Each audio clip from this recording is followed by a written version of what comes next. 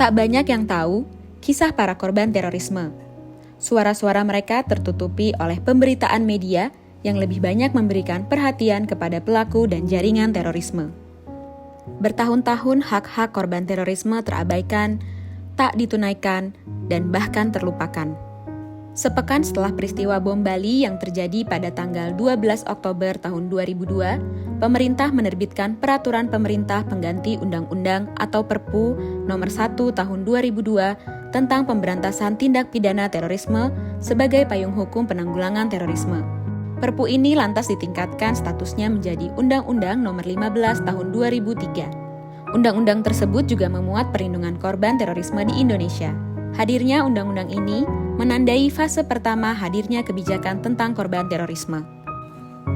Undang-Undang Nomor 15 Tahun 2003 ini hanya mengatur hak kompensasi dari negara dan restitusi dari pelaku bagi korban terorisme atau ahli warisnya. Sementara hak rehabilitasi ditujukan bagi tersangka terorisme yang terbukti secara hukum tidak terlibat dalam tindak pidana terorisme. Minimnya sosialisasi undang-undang ini menyebabkan para korban tidak mengetahui adanya hak kompensasi dari negara kepada mereka. Walhasil, aturan tersebut sulit untuk diimplementasikan. Pada bulan September tahun 2004, Pengadilan Negeri Jakarta Selatan menerbitkan amar putusan atas nama terdakwa Mas Rizal bin Ali Umar alias Mas'ud, pelaku bom JW Marriott tahun 2003. Majelis Hakim menyatakan bahwa para korban berhak mendapatkan kompensasi. Namun, amar putusan tersebut tidak mencantumkan identitas para penerima sehingga tidak pernah terlaksana. Karena ini menjadi hal yang penting, Mas, di bidang terorisme ini, agar tidak semata-mata hanya seakan-akan ini persoalan polisi, hanya persoalan jaringannya, ini juga ada persoalan korbannya. Mereka betul. yang terdampak secara langsung, yang luka-luka, yang butuh pengobatan, dan itu mau tidak mau harus menjadi bagian dari kesadaran kita dalam rangka menghadapi tantangan aksi kekerasan seperti terorisme. Pada tahun 2014, pemerintah bersama DPR merevisi isi Undang-Undang Nomor 13 Tahun 2006 tentang perlindungan saksi dan korban. Dari diskusi-diskusi yang cukup intensif, lahirlah Undang-Undang Nomor 31 Tahun 2014 sebagai perubahan atas Undang-Undang Nomor 13 Tahun 2006. Revisi undang-undang ini menyatakan bahwa korban terorisme berhak mendapatkan kompensasi, rehabilitasi medis, psikis, dan psikososial. Ini tentu sebuah kemajuan besar.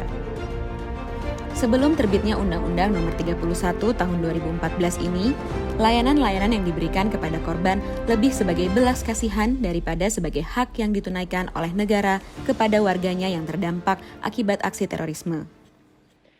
Nah, pada tahun 2014 ada undang-undang baru yaitu Undang-Undang LPSK yang memberikan penguatan kepada hak korban. Jadi kalau dari tahun 2002 sampai 2014 hampir dipastikan tidak ada korban dari terorisme yang mendapatkan haknya, baik hak medis ataupun apapun, karena memang belum diatur, saat itu hanya kompensasi. Maka semenjak tahun 2014 sudah mulai ada hak-hak korban yang diberikan oleh negara, yaitu hak medis, kemudian psikologis dan psikososial. Kompensasi juga diatur dalam Undang-Undang LPSK ini, cuman implementasinya dirujukan kembali kepada Undang-Undang 2003 tadi. Revisi Undang-Undang Perlindungan Saksi dan Korban menandai fase kedua dari lahirnya kebijakan yang lebih memberikan perlindungan bagi hak korban terorisme. Pasca kejadian bom Tamrin tahun 2016, pemerintah dan DPR mulai membahas revisi Undang-Undang Terorisme. Momen ini menjadi peluang dan kesempatan bagi para penyintas dan jaringan masyarakat sipil dalam mengajukan revisi tentang perlindungan korban terorisme yang lebih komprehensif. Pasal-pasal mengenai hak-hak korban yang diusulkan oleh AIDA dan Koalisi Masyarakat Sipil diantaranya adalah: pertama, korban terorisme adalah tanggung jawab negara. Kedua, pemenuhan hak-hak korban terorisme lama di luar jalur pengadilan. Ketiga, kemudahan mekanisme pemenuhan dan pelayanan atas hak-hak korban terorisme baru. Pada bulan September tahun 2017, Pengadilan Negeri Jakarta Timur mengabulkan kompensasi bagi 7 orang korban bom Samarinda. Selanjutnya, negara kembali menunaikan hak kompensasi kepada para korban terorisme atau ahli warisnya, yaitu kepada korban bom Tamrin, korban bom Kampung Melayu, dan korban penyerangan Mapolda Sumatera Utara pada awal September 2018. Seluruh putusan kompensasi tersebut masih mengacu pada Undang-Undang Nomor 15 Tahun 2003. Artinya, selama 15 tahun lebih diberlakukan, amanat kompensasi baru terlaksana untuk para korban dari 4 peristiwa tindak pidana terorisme. Bom dahsyat di Surabaya yang melibatkan seluruh anggota keluarga, yakni anak, istri, dan suami, semakin mendesak pemerintah agar revisi Undang-Undang Terorisme segera diselesaikan. Setelah melewati debat yang sangat panjang di DPR, pada bulan Juni tahun 2018, negara akhirnya mengesahkan Undang-Undang Nomor 5 Tahun 2018 yang merevisi Undang-Undang Nomor 15 Tahun 2003. Regulasi ini menyempurnakan hak-hak korban yang ada, mulai dari kompensasi bagi korban lama, hingga adanya pengakuan bahwa korban merupakan tanggung jawab negara. Undang-undang tersebut juga mengatur pemberian hak-hak bagi korban terorisme masa lalu. Namun, hal yang agak mengkhawatirkan dalam ketentuan kompensasi bagi korban lama adalah tenggat waktu permohonan, yakni diajukan paling lambat 3 tahun sejak undang-undang ini ditetapkan sesuai dengan pasal 43L ayat 4. Artinya, deadline pengajuan kompensasi bagi korban bom lama adalah bulan Juni tahun 2021. Sementara pada ayat 7 pasal 43L dinyatakan bahwa ketentuan lebih lanjut mengenai syarat dan tata cara pengajuan permohonan korban lama serta pelaksanaannya diatur dengan peraturan pemerintah atau PP. LPSK bersama Kementerian Hukum dan HAM dan kementerian lainnya sudah secara aktif melakukan pembahasan draft PP untuk pemenuhan hak para korbannya. Hampir 2 tahun usai pengesahan Undang-Undang Nomor 5 Tahun 2018, peraturan pemerintah tak kunjung terbit. Pada tanggal 30 Juni tahun 2020, AIDA mengadakan diskusi daring dengan sejumlah pemangku kepentingan untuk mendesak terbitnya peraturan pemerintah tentang hak korban yang sudah lama tertunda.